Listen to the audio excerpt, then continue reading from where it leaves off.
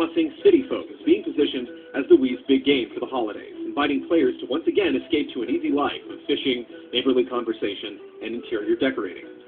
At a glance, it's hard to see what's changed since 2005's DS outing, but does City Folk hide some surprises? Or is Nintendo re-gifting?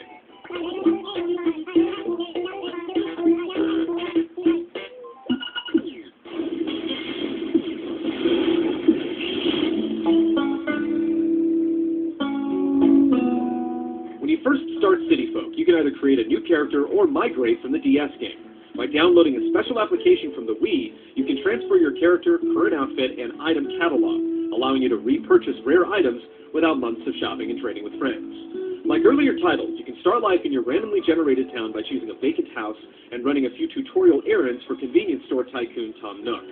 After an hour or so, you're set free to do as you please. Unlike many games that can be completed in a marathon session over the weekend, Animal Crossing is meant to be played for a couple of hours daily over the course of weeks and months. The in-game clock matches the real world, so if you want to go fishing at sunrise or catch a Saturday night concert, you'll need to plan your week accordingly, or adjust the internal clock on your system. Consequently, you can play all day without seeing much that's new, but as the days pass, neighbors move in and out of town, varieties of bugs and fish change with the seasons, and specific dates bring holidays and fishing tournaments. As the name suggests, City Folk's biggest addition is the ability to take the bus to a concrete jungle of scum and villainy. Well, not so much. The city is essentially a shopping center, and veteran players will be disappointed to find that it's populated mostly with familiar characters. Red has his black market shop, Katrina gazes into her crystal ball, and Dr. Shrunk performs stand-up to give you new emoticons.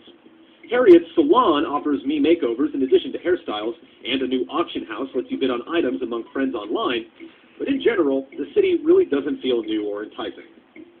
Online play works just like the DS game. After trading info with friends, you can either open your gate to let in 3 other players or travel to one of your friends' towns. Each town is significantly different, with native fruits and shop items that vary from town to town. Communication is greatly improved thanks to the new Wii Speak microphone, which adds to the game's social nature by letting you chatter away as you fish or explore the town. The game also features USB keyboard support, which streamlines online chat and makes it much easier to write letters to your imaginary animal friends. There are a few additions here and there, but in general, City Folk sticks close to the Animal Crossing formula, and the city is just a new home for old faces.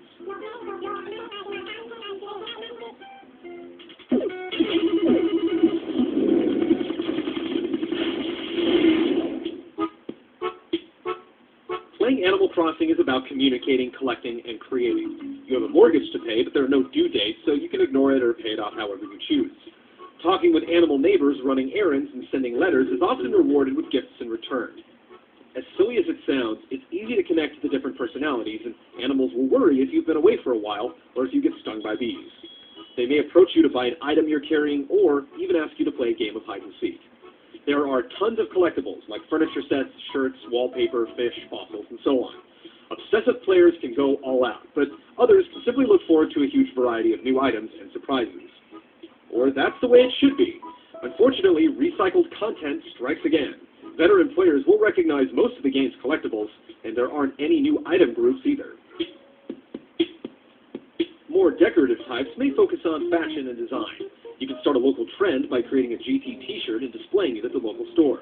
As you pay off your house, you'll have opportunities to expand it multiple times, giving you more room to place furniture that matches your style. And outdoors, you can do some minor landscaping by planting trees and flowers and chopping down trees that you don't want. The Wii Remote doesn't add much.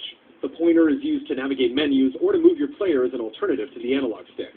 Simple motions let you swing your net or reel in a fishing line, and the control pad features handy shortcuts that let you switch your pocket tools without opening a menu.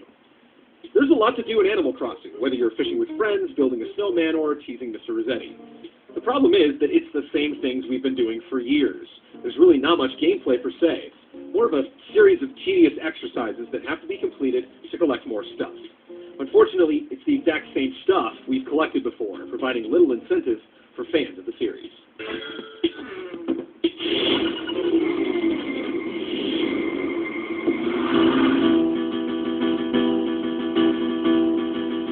We're starting to sound like a broken record, but City Folk's presentation suffers the most from recycled assets.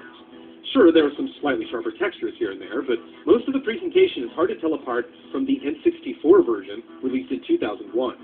While a certain adherence to style is understandable, reusing everything to this degree makes the game feel like a lazy effort.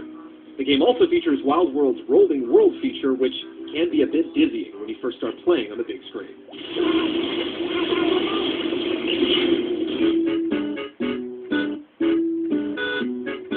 It's been 3 years since the previous Animal Crossing on the DS, but City Folk is virtually identical and costs $20 more. If you're new to the series, or skip the portable version, it's a charming game that can become addictive for those who like to collect things. But if you've played Animal Crossing in the past and got your fill before moving on, both you and your wallet will feel an overwhelming sense of deja vu.